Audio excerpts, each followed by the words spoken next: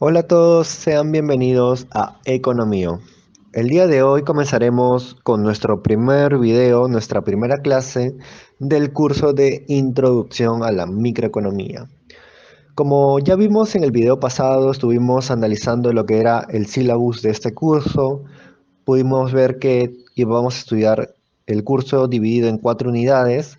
La primera unidad es la microeconomía y sus aspectos generales. Y dentro de esta unidad 1, el primer tema es los principios de economía, obviamente aplicados a la microeconomía. Para poder estudiar estos principios vamos a basarnos en dos libros muy famosos.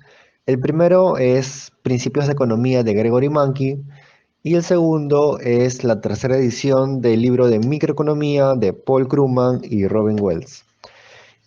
Vamos a comenzar explicando a través del libro de Gregory Mankiw cuáles son los principios de la economía.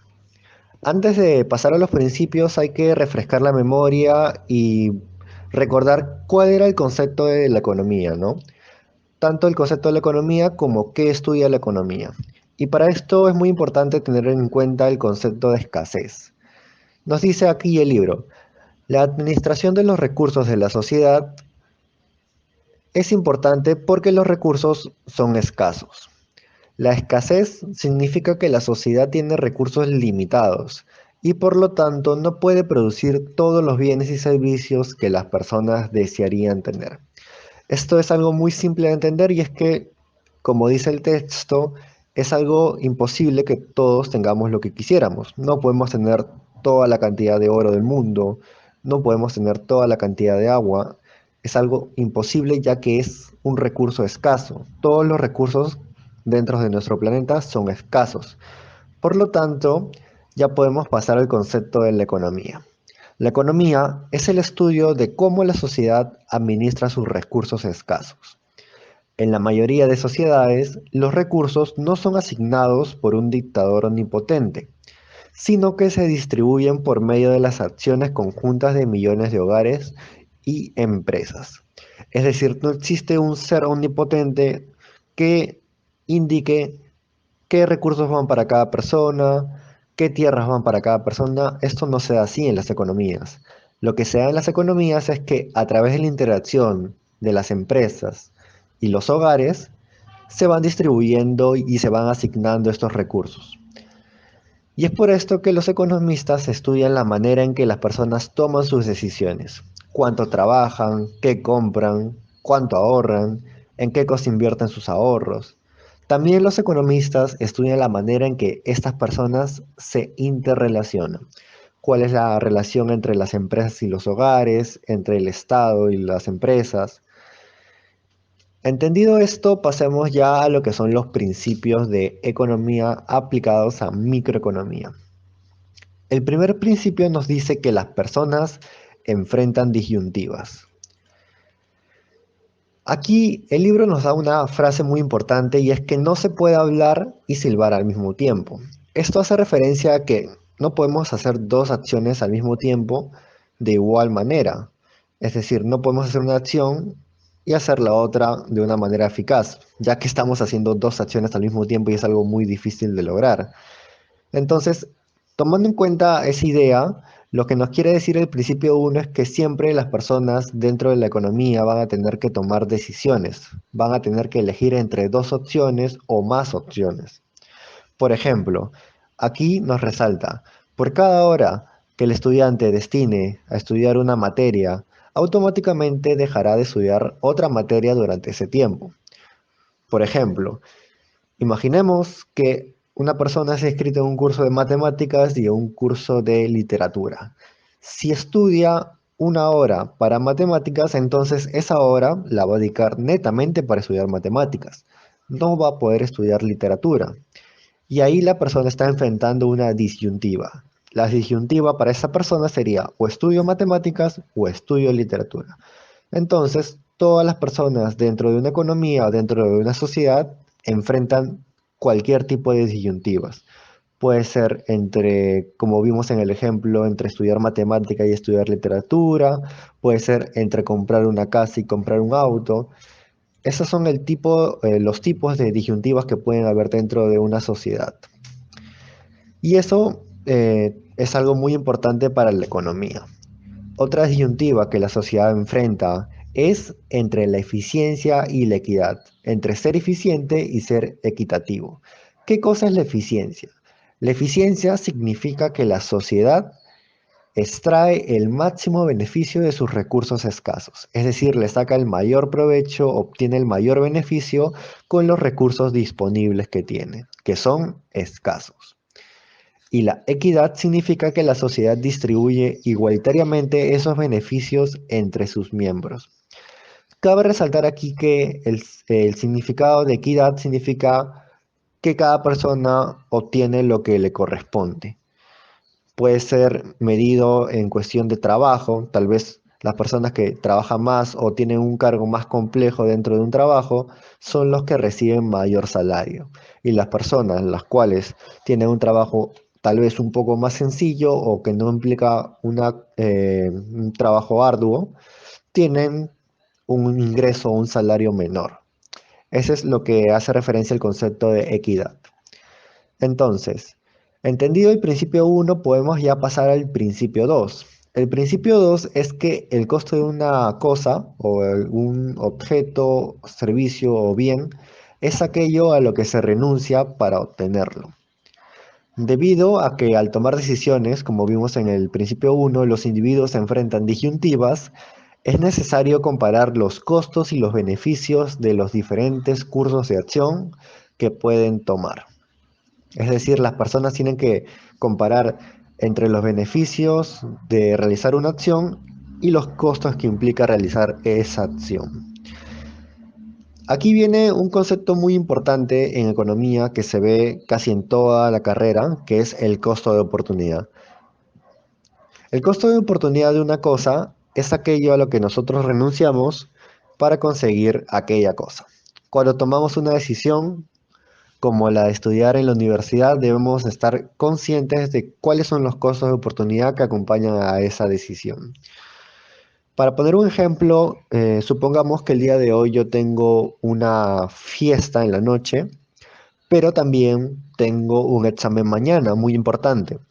Entonces, ¿cuál sería el costo de oportunidad de ir a la fiesta? Si yo voy a la fiesta el día de hoy en la noche, obviamente que me estoy preparando desde la tarde hasta la noche para ir a la fiesta. Entonces, el costo de oportunidad de asistir a esa fiesta será estudiar para el examen de mañana, ya que es lo que estoy dejando de hacer. Por otro lado, si yo no voy a la fiesta y estudio para el examen, entonces estudiar para el examen tiene un costo de oportunidad. ¿Cuál es el costo de oportunidad de estudiar para el examen? El costo de oportunidad en este caso sería no asistir a la fiesta, ya que sería lo que estamos dejando de hacer. Ahora pasemos al tercer principio. Las personas racionales piensan en términos marginales. El libro nos dice, los economistas generalmente suponen que los individuos son racionales. Una persona racional, dadas las oportunidades, sistemática y deliberadamente, hace todo lo posible para lograr sus objetivos. O sea, una persona racional hace todo lo que está disponible en cuanto a sus acciones para poder lograr sus objetivos y estos objetivos tienen que maximizar su beneficio. Entonces, una persona para los economistas, para poder estudiarla dentro de la economía, tiene que ser una persona racional. Y es un supuesto básico, que todas las personas que se estudian dentro de la economía son personas racionales. Los economistas también utilizan el término cambio marginal para describir los pequeños ajustes que realizamos a un plan que ya existía. Para poder entender este concepto, este principio de una mejor manera, fijémonos en este texto que está subrayado, que estoy subrayando en este momento. Nos dice, un tomador de decisiones racional emprende una acción si y solo si el beneficio marginal de esta acción es mayor al costo marginal. Esto nos quiere decir que si nosotros al realizar una acción vemos que el beneficio aumenta más que lo que nos ha costado realizar la acción, entonces tenemos que emprender la acción, tenemos que cumplir eso que estamos haciendo.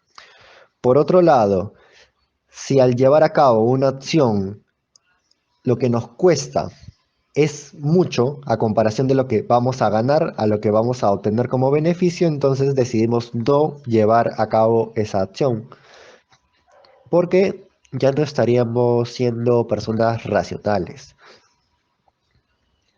Ahora bien, pasemos al cuarto principio. Como vimos, el tercer principio en el libro de Gregory Mangi era que las personas piensan en términos marginales. Tenemos que analizar cuál es el cambio, cuál es el beneficio adicional, cuál es el costo adicional que nos estamos enfrentando.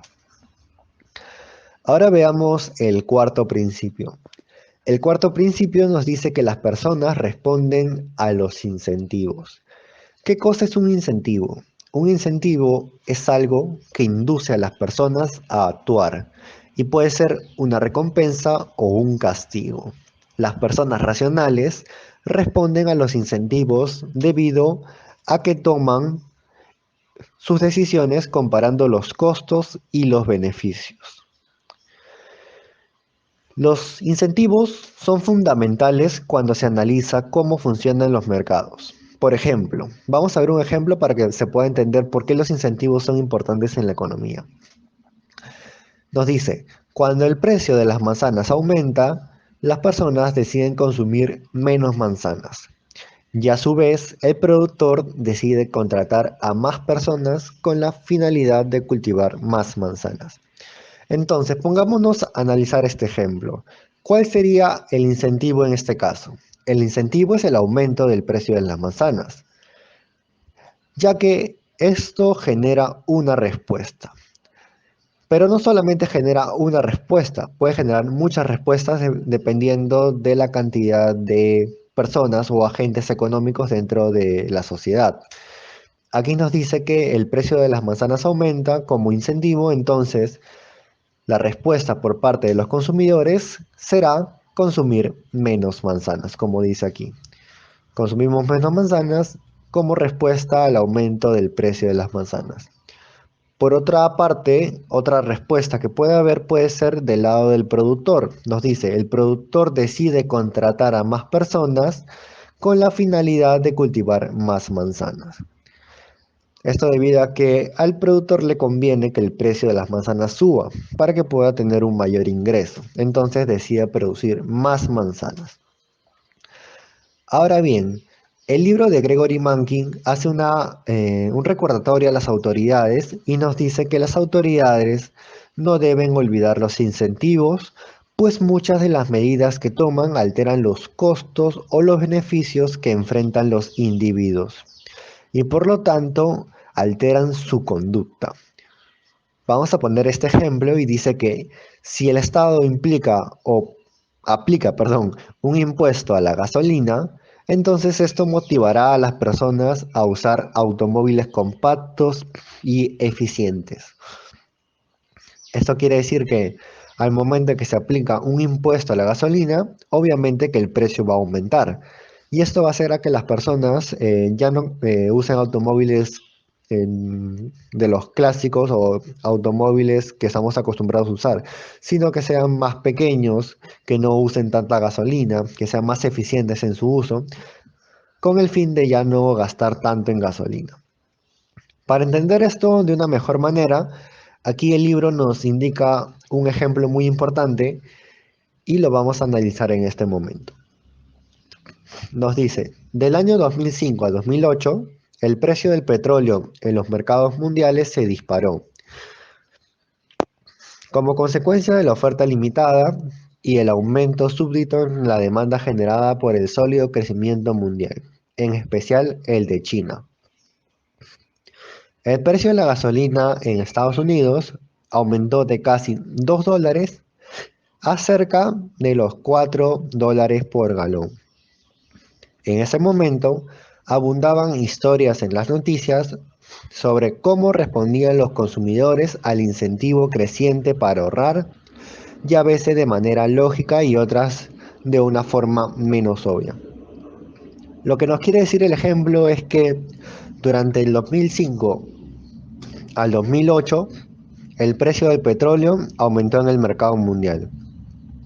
Esto debido a ciertos aspectos como una oferta limitada y a un aumento en la demanda generada por el crecimiento de China. Esto fue un incentivo de que el precio de la gasolina en Estados Unidos, por ejemplo, aumentó de 2 a 4 dólares por galón.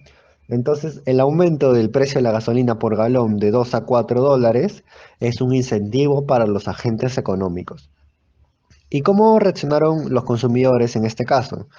Como podemos ver acá, tenemos dos artículos que he subrayado y que vamos a analizarlos.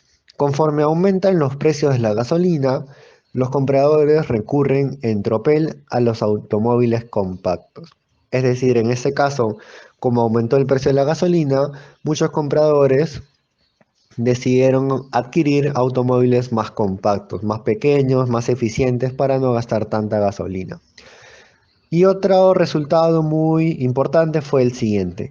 Los precios de la gasolina provocan que una oleada de automovilistas recurra al transporte público. Y esto es algo muy obvio, ya que si aumenta el precio de la gasolina, ya no sale a cuenta, ya no es muy factible usar nuestro automóvil porque estamos gastando de más.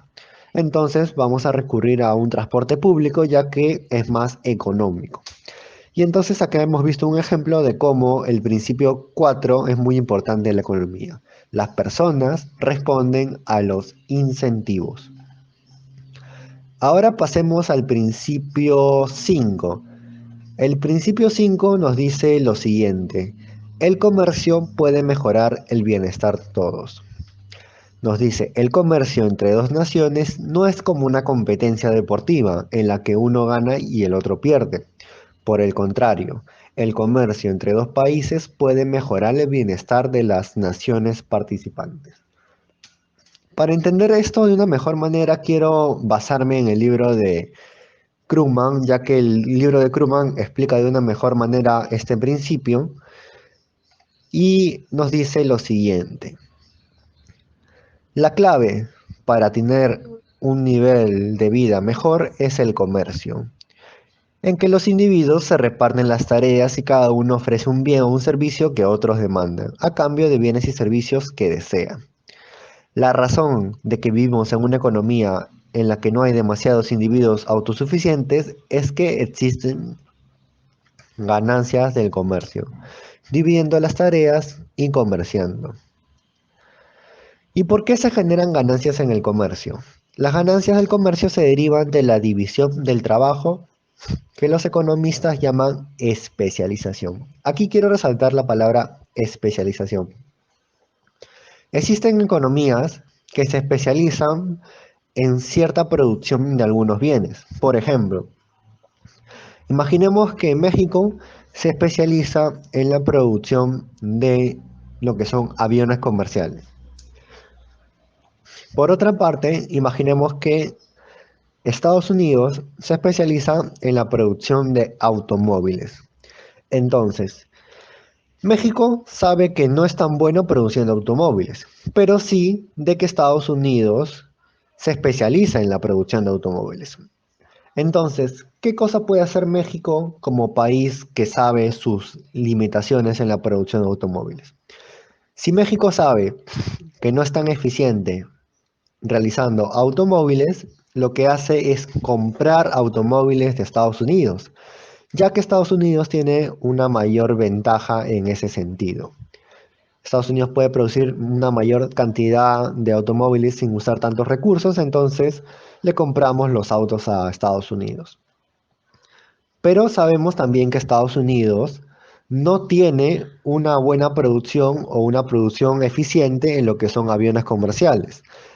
Entonces, como sabemos que ellos no tienen una eficiente producción y nosotros como México sí la tenemos, entonces nosotros le vamos a vender aviones a Estados Unidos, aviones comerciales. Entonces, como podemos ver, la especialización en ciertos bienes genera de que existan ganancias con el comercio. Yo gano vendiendo a Estados Unidos aviones y Estados Unidos gana vendiéndome automóviles a mí.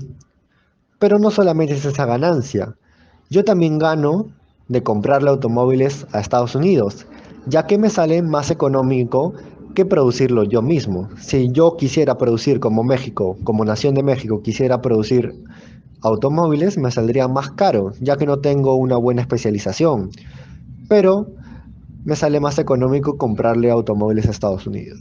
Entonces podemos ver, obviamente, que este principio se cumple en la economía, de que las ganancias del comercio generan eficiencia o generan bienestar en una economía. Ahora pasemos al sexto principio del libro de Gregory Mankiw, que es que los mercados normalmente son un buen mecanismo para organizar la actividad económica.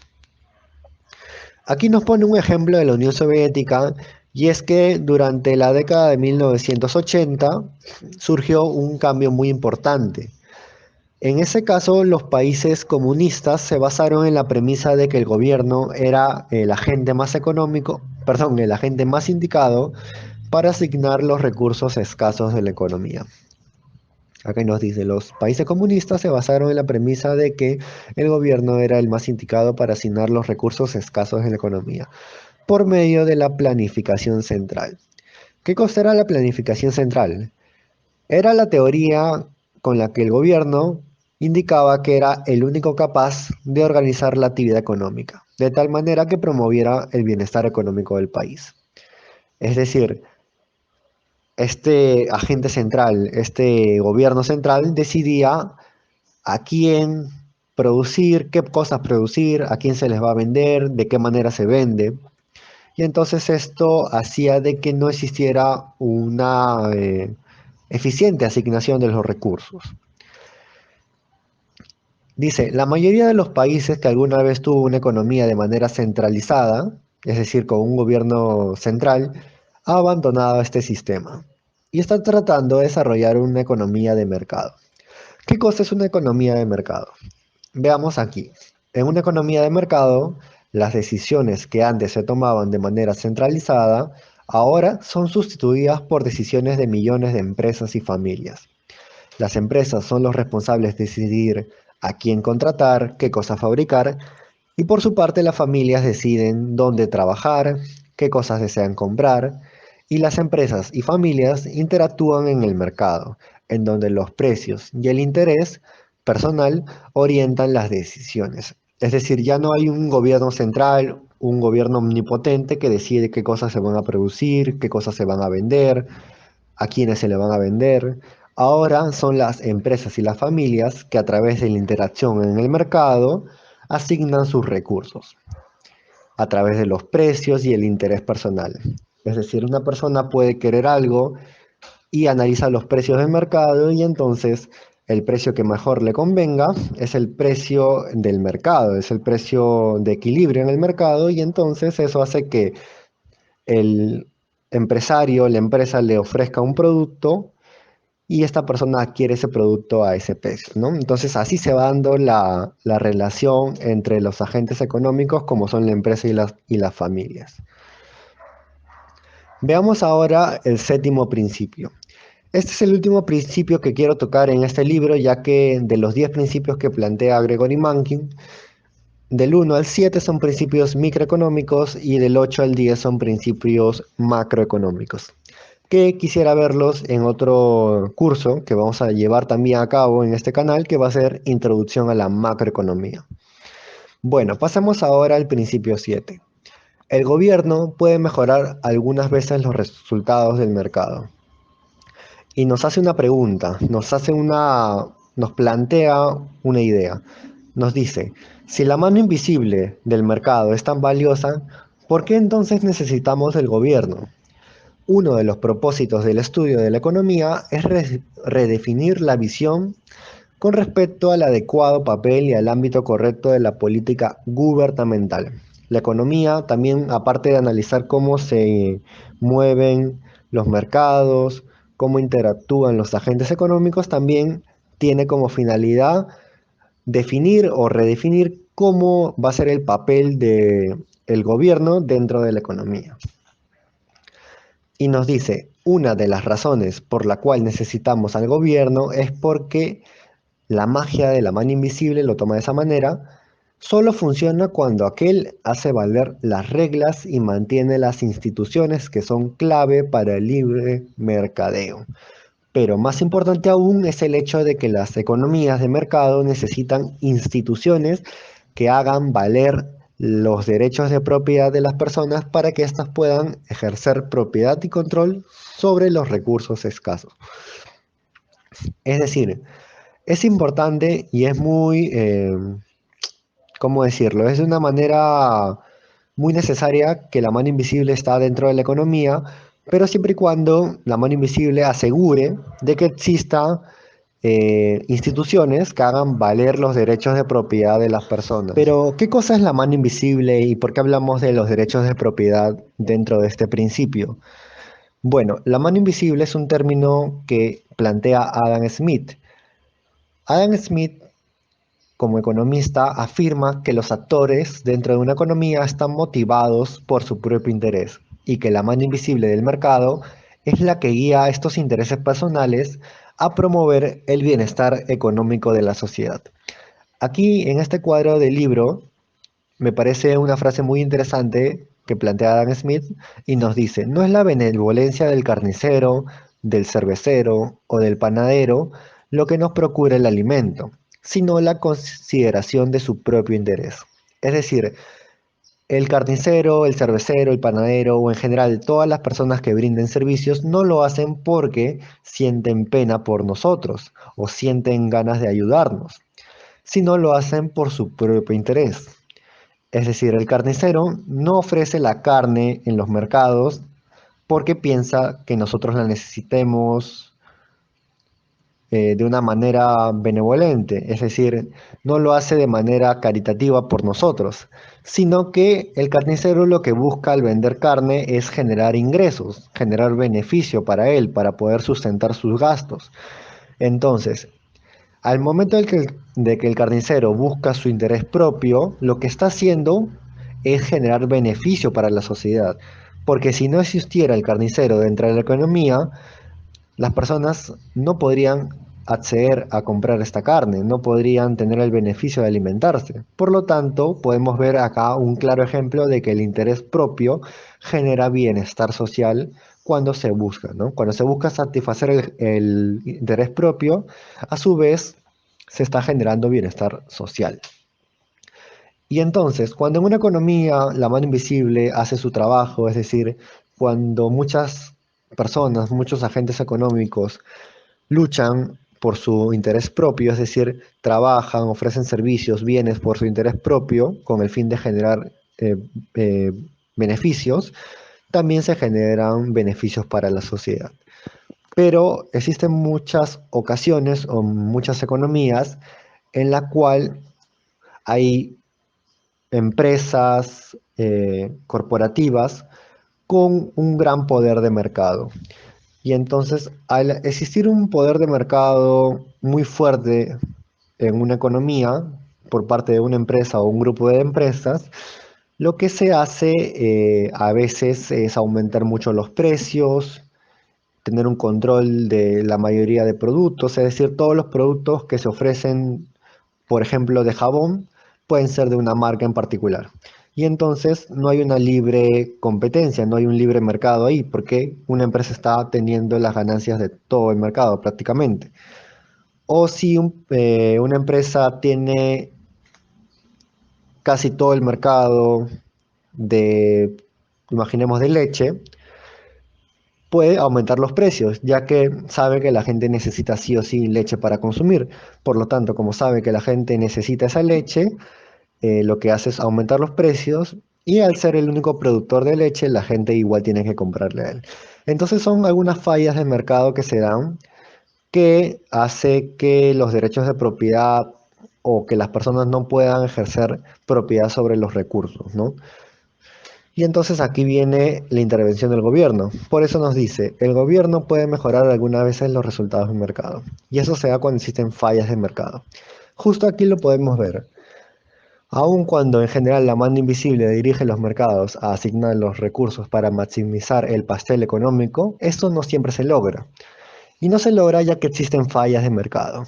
¿Qué cosa es una falla de mercado? Una situación en la cual el mercado por sí solo no se asigna eficientemente los recursos. Y esto puede ser debido a una externalidad. ¿Qué cosa es una externalidad? El impacto de las acciones de una persona o empresa sobre el bienestar de otras. Y aquí también nos dice lo que les mencioné hace un instante. Otra posible causa de una falla de mercado es el poder de mercado, que se refiere a la habilidad que tiene una persona o un pequeño grupo de personas para influir indebidamente en los precios del mercado. Por ejemplo, si todos los habitantes de un pueblo necesitan agua, pero solamente hay un pozo, entonces el propietario del pozo o de la empresa, puede ser, no está sujeto a la competencia rigurosa, por la cual la mano invisible frena el interés personal. En presencia de las externalidades o del poder del mercado, una política bien diseñada puede mejorar la eficiencia económica. Y entonces aquí hacemos referencia al cumplimiento del séptimo principio, de que a veces los gobiernos pueden mejorar los resultados del mercado, ya que pueden existir dentro del mercado fallas, como externalidades o como poder de mercado que esté haciéndole un daño a los demás consumidores, ¿no? Y así estaríamos terminando lo que son los principios. Antes de terminar el video quisiera mostrarles lo que son los principios de Krugman. Krugman en su libro Microeconomía, tercera edición, también plantea principios microeconómicos. En este caso plantea 12. En el caso de Mankey solamente son 7, los cuales están enfocados a la microeconomía, pero vamos a repasarlos de una manera muy breve. El principio 1, las elecciones son necesarias porque los recursos son escasos, es similar a lo que plantea Mankiw en su libro. El segundo principio es que el costo de oportunidad es el verdadero costo de algo, también es el segundo principio de Mankiw. El tercer principio es de igual forma similar, el cuánto es una decisión marginal, es decir, los consumidores analizan los costos marginales y los beneficios marginales al tomar una decisión. El cuarto principio de Krugman es que en general las personas aprovechan las oportunidades de mejorar. En este principio hay que resaltar esta frase: la gente normalmente responde ante incentivos aprovechando oportunidades de mejorar. Es algo similar a lo que vimos de que en una economía las personas actúan a través de incentivos. El quinto principio también es similar al libro el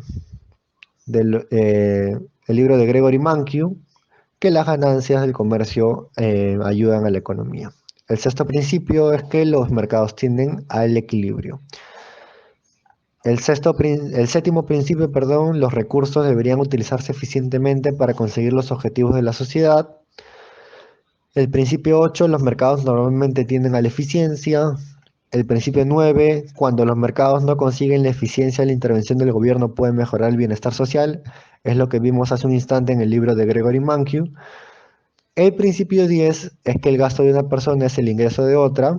Esto es muy fácil de explicar debido a que si yo compro algo, imaginemos compro ropa a una tienda, esa tienda tiene un ingreso, pero ese ingreso para la tienda es un gasto para mí, ya que yo estoy comprando esa ropa.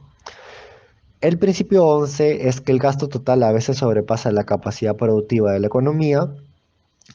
Y el principio 12 es que las políticas del gobierno pueden alterar el gasto en una economía.